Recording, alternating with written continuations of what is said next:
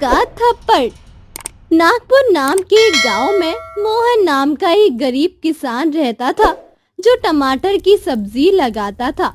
उसकी सब्जी अच्छी हो जाती थी, अच्छा मुनाफा भी दे देती थी, मगर मोहन के पास थोड़े से ही पैसे आते जो उसका और उसके परिवार का खर्च उठाने में कम पड़ जाते। इस बार अगर बारिश अच्छी हुई तो टमाटर की सब्जी हमें अच्छा मुनाफा दे जाएगी। पतिदेव, इससे हमें क्या फायदा होगा?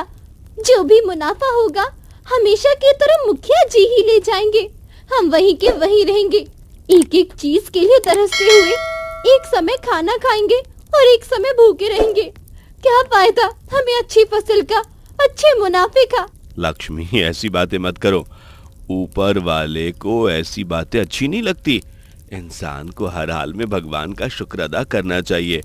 तुम उन लोगों को भी देखो जिनके पास ये सब सुविधाएं नहीं है, अपना घर नहीं है, जिन्हें एक समय भी खाने को नहीं मिलता। वे लोग भी तो हैं जो सड़क किनारे रात गुजारते हैं, ना अपना घर ना अपना परिवार। आपकी सारी बातें ठीक है, मैं ऊपर वाले से शिकवा नहीं कर रही। मुझे तो मुखिया जी के बर्ताव पर गुस्सा आता है।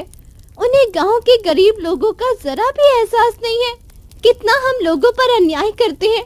एक बार उनसे उधार ले लो तो सारी जिंदगी ब्याज ही जान नहीं छोड़ते। अब क्या किया जाए, गांव के सभी लोग मुखिया जी के अन्याय का शिकार हैं। कोई उनके सामने जुबान खोलने की हिम्मत तो करता नहीं। एक बार गांव के सभी किसान उनके खिलाफ पुलिस में जाकर रिपोर्ट दर्ज करवा चुके हैं, मगर उन सभी के साथ मुखिया जी ने बहुत बुरा बर्ताव किया था। मुखिया जी के आदमियों ने उन लोगों को बहुत मारा, बहुत पीटा। उसके बाद किसी ने मुखिया जी के खिलाफ कोई काम करने की कभी कोशिश नहीं की। लक्ष्मी ये सुनकर एक पल को खामोश रह गई थी। फिर उसके मन में एक विचार आया और वो कहने लगी, मैंने सोचा है कि क्यों ना मैं घर में चुपचाप सब्जी लगा लूं। अगर खेतों में आपके साथ काम करूंगी तो मुखिया जी देख लेंगे और जो मेरी सब्जी के पैसे होंगे वो भी मुखिया जी ले लेंगे। मैं घर में छुपकर सब्जी लगा लूंगी और इससे जो पैसे होंगे वो हम अपनी जरूरत पर खर्च करेंगे। हाँ, तुम ठीक कह रही हो। अगर ऐसा हो जाए तो बहुत बढ़िया है। हमें मुनाफा भी मिल जाएगा और मुखिया जी को ये पता भी नहीं चल सकेगा। हाँ, अब गांव के बहुत सारे लोग अपने घर में छुपकर सब्जी लगाने लगे थे। सभी मुखिया जी के अन्याय से बहुत डरते थे। अगर उन्हें पता चल जाता कि गांव के लोगों ने सब्जी लगाई है तो वो उसमें भी अपना हिस्सा ले लेते। गांव में एक अजीब समस्या आ गई थी जिसने लोगों को और भी ज्यादा भयभीत कर दिया था। अरे लक्ष्मी, तुमने सुना है गांव में क्या हो रहा है? नहीं पतिदेव, मुझे तो घर से बाहर निकलने का समय ही नहीं मिलता। घर के काम करती रहती हूँ और जो वक्त बच जाता है वो अपनी सब्जियों को देती हूँ। आप बताइए क्या हुआ है? सब ठीक तो है ना? हमारे गांव से 2 बच्चे गायब हो चुके हैं। कोई नहीं जानता वो कहाँ गए, उन्हें कौन लेकर गया, उनके साथ क्या हुआ। ये क्या कह रहे हैं आप? आज तक हमारे गांव में ऐसी घटना नहीं घटी, तो फिर अब ये सब क्यों हो रहा है? कौन है वो जो ये सब कर रहा है? ऊपर वाला ही जाने इस सब का कारण क्या है। बस अब सब लोगों को सावधान होकर रहना होगा, अपने अपने बच्चों का ख्याल रखना होगा। अब से तुम राजू का ख्याल रखोगी, उसे घर से बाहर नहीं जाने दोगी। गांव में हर तरफ डर फैल चुका था। उन दोनों बच्चों के बाद और भी 2 छोटी बच्चियां गायब हो चुकी थी। हमारे गांव में तो एक के बाद एक समस्याएं आ रही है। कुछ समझ नहीं आ रहा कि ये सब क्यों हो रहा है। पहले हम मुखिया जी के अन्याय से बहुत तंग थे और अब ना जाने कौन है ऐसा जो हमारे बच्चों का दुश्मन है, जो हमारे बच्चों को हमसे छीन रहा है। भगवान सबके बच्चों की रक्षा करे। लक्ष्मी पहले से भी ज्यादा राजू का ध्यान रखने लगी थी। उस दिन जब वो शाम के वक्त घर से बाहर जाने लगा तो लक्ष्मी ने रोक दिया। तुम कहाँ जा रहे हो राजू? माँ, मैं बाहर खेलने जा रहा हूँ। रोजाना इस वक्त मैं अपने दोस्तों के साथ जंगल के करीब खेलता हूँ। अब जंगल के करीब कोई बच्चा भी नहीं जाता। तुम तो बिल्कुल भी घर से बाहर नहीं निकलोगे। तुम्हारे पिताजी ने सख्ती से मना किया है। जो भी खेलना है घर में बैठकर खेलो। अब अगर तुम घर से बाहर निकले तो मुझसे बुरा और कोई नहीं होगा। माताजी मुझे बाहर नहीं जाने देंगी, मैं क्या करूं? माँ को कैसे बताऊं कि हम सभी दोस्त मिलकर रामू चाचा के पेड़ से इस वक्त आम तोड़कर खाते हैं। आज तो रामू चाचा भी शहर काम से गए हैं, पेड़ के पास कोई नहीं होगा। आज ही तो मौका मिला है, इतने दिनों के बाद आम खाने का। मैं माँ से कोई बहाना बनाता हूँ ताकि वो मुझे घर से बाहर जाने दे। थोड़ी देर के बाद राजू के मन में एक विचार आया। वो अपनी माँ के पास गया और कहने लगा, माँ, मैं अपने दोस्त शंकर के पास जा रहा हूँ। मेरी एक किताब उसके पास रह गई है। मुझे अपने स्कूल का काम करना है। अगर वो किताब मेरे पास नहीं होगी तो मैं काम कैसे करूँगा? शंकर का घर राजू के घर के पास ही था, इसीलिए लक्ष्मी ने उसे जाने की अनुमति दे दी। राजू खुशी खुशी घर से निकलकर बाहर आ गया था। अब वो सीधा जंगल में उस पेड़ के पास आया जहाँ से वो आम तौर पर आम खाता था। अरे आज तो यहाँ पर कोई बच्चा नहीं है। सब लोग शायद अपने अपने घरों में। सभी बच्चे बहुत डरपोक है, जरा सी बात पर डर जाते हैं। मैं तो किसी से भी नहीं डरता। अगर मुझे किसी ने अगवा करने की कोशिश की तो मैं उसके साथ बहुत बुरा बर्ताव करूंगा। राजू जमीन पर पड़े हुए पत्थर उठा उठा कर पेड़ पर मारने लगा और आम तोड़कर खाने लगा। तभी वहाँ पर एक आदमी आया जिसने अपने चेहरे पर नकाब लगाया था। अरे वाह, आज तो शिकार खुद ही चलकर हमारे पास आ गया। हमें इस शिकार करने के लिए कष्ट ही नहीं उठाना पड़ा।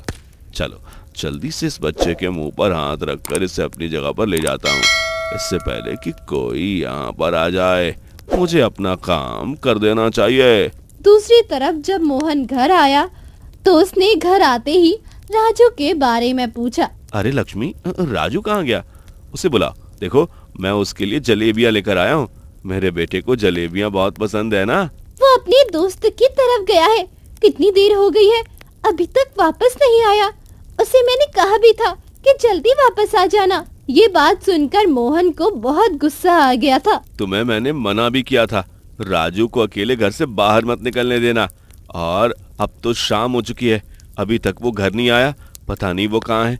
कहीं उसके साथ कोई घटना ना घट चुकी हो। भगवान मेरे बेटे की रक्षा करना। मोहन भागते हुए घर से बाहर आ गया था। शंकर के घर जाकर उसे पता चला कि राजू उनके घर में आया ही नहीं था। अब मैं कहाँ तलाश करूं अपने बेटे को?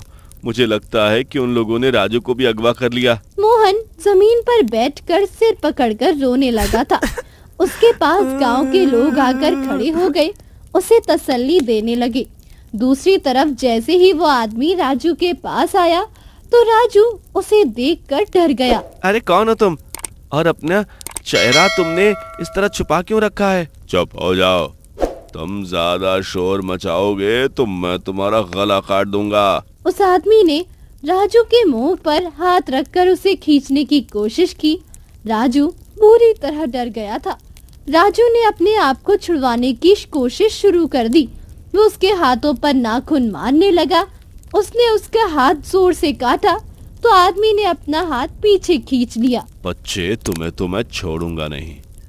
तुमने बहुत बड़ी गलती कर दी मेरे हाथ पर काटकर। अब देखो मैं तुम्हारे साथ क्या करता हूँ। ये आदमी बहुत खतरनाक है, बहुत शक्तिशाली भी। मैं छोटा सा बच्चा हूँ, इसका मुकाबला नहीं कर सकता। मुझे यहाँ से भागना होगा, वरना ये पता नहीं मेरे साथ क्या करेगा। राजू ने जमीन पर पड़ा हुआ पत्थर उठाकर उस आदमी के सिर पर मारा। पत्थर उस आदमी की आंख पर लगा था। आदमी जमीन पर बैठ गया और राजू वहाँ से भागता हुआ अपने गांव की ओर आने लगा। बचाओ बचाओ, मुझे बचाओ। वो आदमी मुझे पकड़ लेगा, वो मुझे अगवा कर लेगा। मुझे बताओ, कोई है? कोई सुन रहा है? कोई है जो मेरी मदद करे? राजू चिल्लाते हुए गांव की ओर भागता हुआ आया। गांव के लोग उसे देखकर उसकी तरफ दौड़ने लगे। अरे राजू वापस आ गया। देखो मोहन, तुम्हारा बेटा वापस आ गया। उसे कोई नुकसान नहीं पहुंचा। मोहन ने राजू को अपने से लिपटा लिया, रोने लगा। फिर वो उसे घर लेकर आया। दोनों पति पत्नी बहुत खुश थे कि उनका बेटा वापस मिल गया है। राजू ने उन्हें सारी बात बताई। राजू बेटा, तुम्हें उस आदमी के बारे में कुछ याद है? वह देखने में कैसा था? उसका हुलिया कैसा था? मुझे उस आदमी के बारे में कुछ भी याद नहीं है। हाँ, वो मेरे सामने जब आया तो मैं उसे पहचान लूंगा। मैंने उसे पत्थर से मारा था तो वो उसकी आंख पर जाकर लगा था।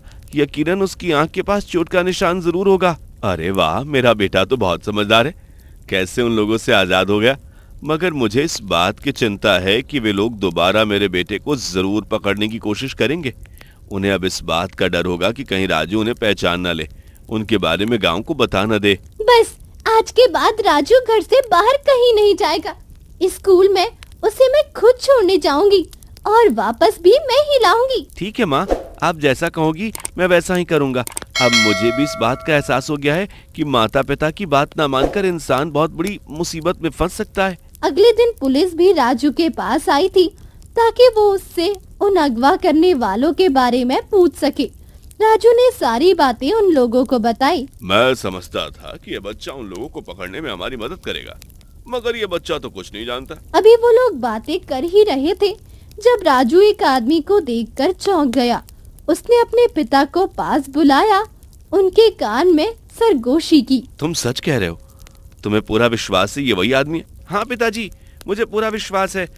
मैंने आपसे कहा था ना कि अगर वो आदमी मेरे सामने आए तो मैं उसे पहचान लूंगा।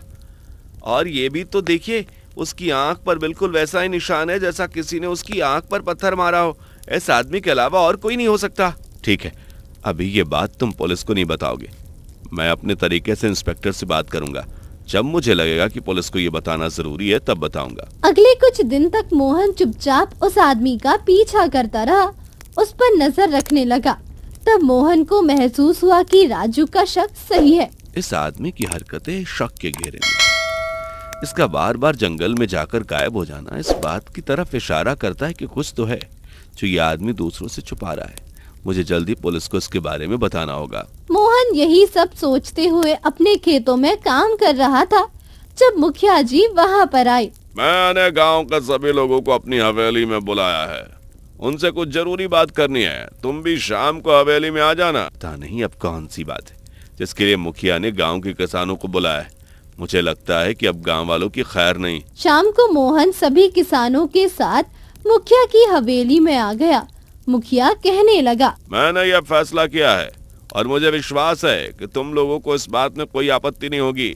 मुखिया जी, आप बताइए आपने क्या फैसला किया है? एक तो तुम लोग मुझे ब्याज में इस बार 10% ज्यादा पैसे दोगे, क्योंकि इस बार फसल अच्छी हुई है तो मेरा हिस्सा भी ज्यादा बनता है। दूसरी बात, आज के बाद कोई भी कुएं से मुफ्त पानी नहीं लेगा, उसके लिए 10 रुपए अदा करने होंगे। जितनी बार भी तुम लोग कुएं से पानी लोगे उतनी बार 10 रुपए मेरे आदमी को दोगे। मुखिया जी, हम पर अन्याय मत करें। ये पानी तो ऊपर वाले ने दिया है, आप इस पानी पर कैसे कब्जा कर सकते हैं?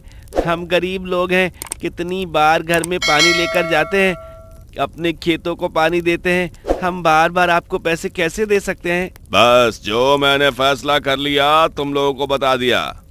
जो कोई भी मेरे फैसले पर आपत्ति करेगा उसे सजा मिलेगी और जुर्माना भी याद रखना होगा। सभी किसान बिल्कुल चुप हो गए थे।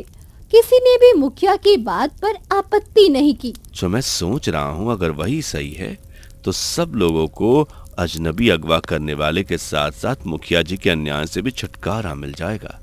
मुझे आज ही पुलिस स्टेशन जाना होगा। सब लोग बहुत परेशान थे। सब अपने अपने घर की ओर चल पड़े और मोहन लक्ष्मी को बताकर पुलिस स्टेशन चला गया। सारी बात इंस्पेक्टर को बताई। अगर आपकी बात सच साबित हो गई तो आपको इनाम मिलेगा और हमें पुलिस वालों के साथ और भी काम करने का मौका मिलेगा।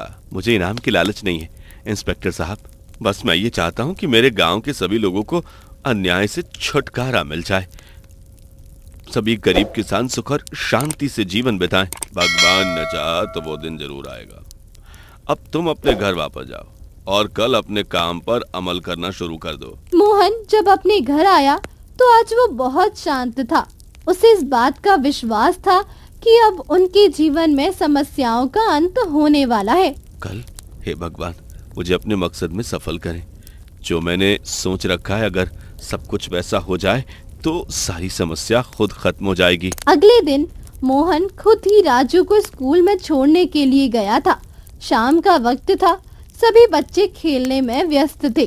तभी वहाँ पर मुखिया जी का सबसे छोटा बेटा राम आया, जो राजू की उम्र का था। आओ राम, तुम भी हमारे साथ खेलो, बहुत मजा आएगा। राम उनके साथ खेलने लगता है।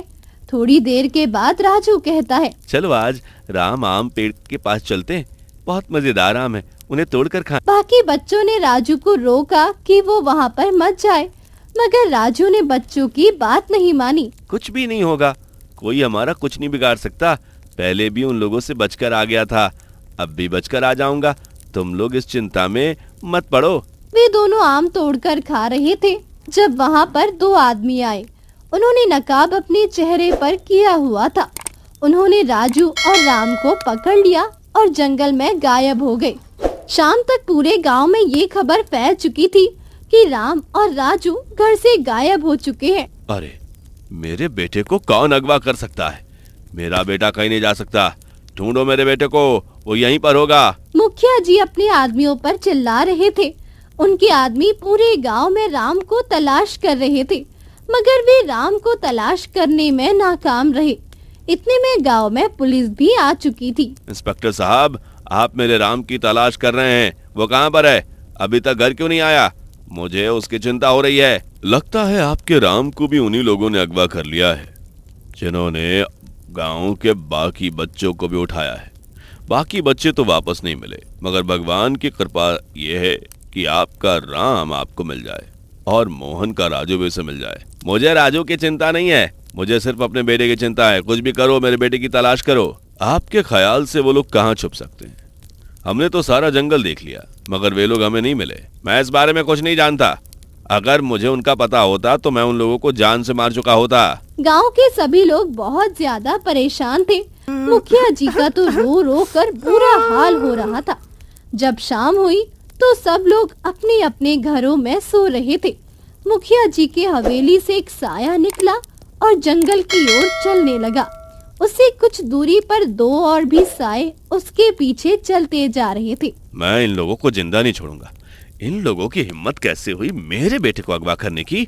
आज इन लोगों को मुझसे कोई नहीं बचा सकता। उस काले साए ने जंगल के बीच जाकर जमीन पर पड़ी हुई घास एक तरफ फेंकी तो वहां पर नीचे जाने का रास्ता बन गया था।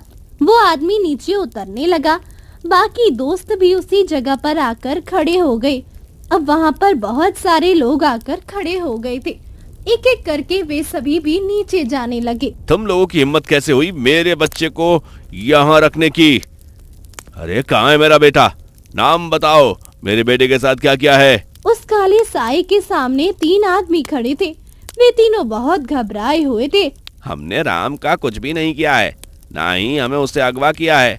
हम नहीं जानते कि आपका राम कहाँ है। हम तो खुद उसे तलाश रहे हैं। इतनी देर में बाकी सारे आदमी भी वहाँ पर आ गए थे। उनमें इंस्पेक्टर, मोहन और बाकी पुलिस वाले भी थे। मुझे तुम पर पहले से ही शक था कि ये काम तुम्हारे अलावा कोई नहीं कर सकता। जब उस काले साई ने पीछे मुड़कर देखा तो वो कोई और नहीं बल्कि मुखिया जी थे। अब वे बुरी तरह घबरा गए थे। उनकी चोरी पकड़ी गई थी। पुलिस ने उन लोगों को पकड़ लिया था और फिर उन्हें थाने में ले गई। मैंने कुछ नहीं किया। तुम लोग मुझे ऐसे नहीं पकड़ सकते, मुझे जेल में नहीं बंद कर सकते। मेरे पास बहुत पैसा है, मैं तुम सबको खरीद लूंगा। मैं इस जेल से निकलकर बाहर चला जाऊंगा। तुम अब इस जेल से निकलकर कहीं नहीं जा सकते। तुमने गांव के लोगों के साथ बहुत अन्याय किया है।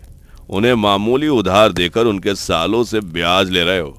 अगर इसे माफ कर दिया जाए तो अब जो तुमने इन गरीब लोगों के बच्चों को अगवा करने का काम किया है, ये बहुत बड़ा पाप है।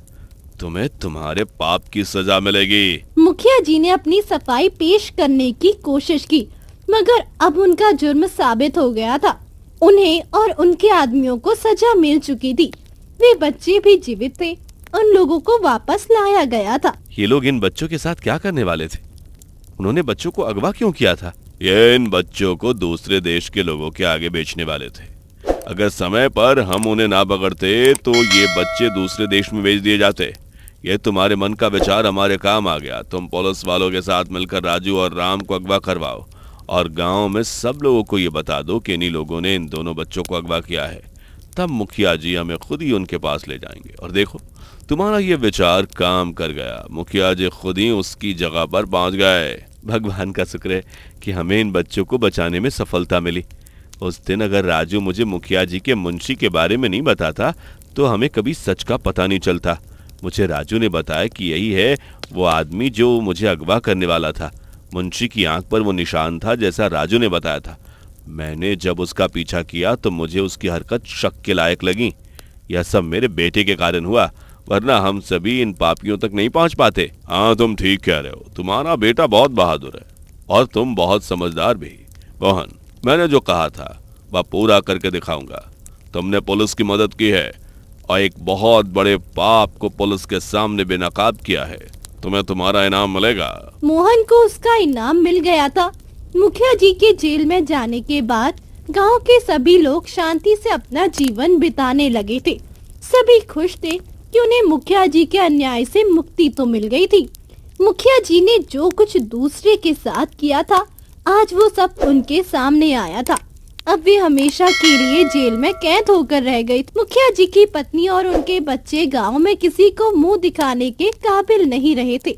गांव का कोई आदमी उनसे बात नहीं करता, उनकी इज्जत नहीं करता। मुखिया जी की पत्नी ने कभी भी उन्हें गलत काम करने से नहीं रोका था, बल्कि हमेशा उनका साथ दिया। और अब गलत कर्म उनके आगे आया तो वे शर्मिंदगी से मुंह छिपाने लगे और फिर गांव छोड़कर चले गए। तो दोस्तों, कैसी लगी आपको ये कहानी, हमें कमेंट बॉक्स में बताएं। साथ ही ऐसी तमाम मजेदार कहानियों के लिए चैनल को सब्सक्राइब करें।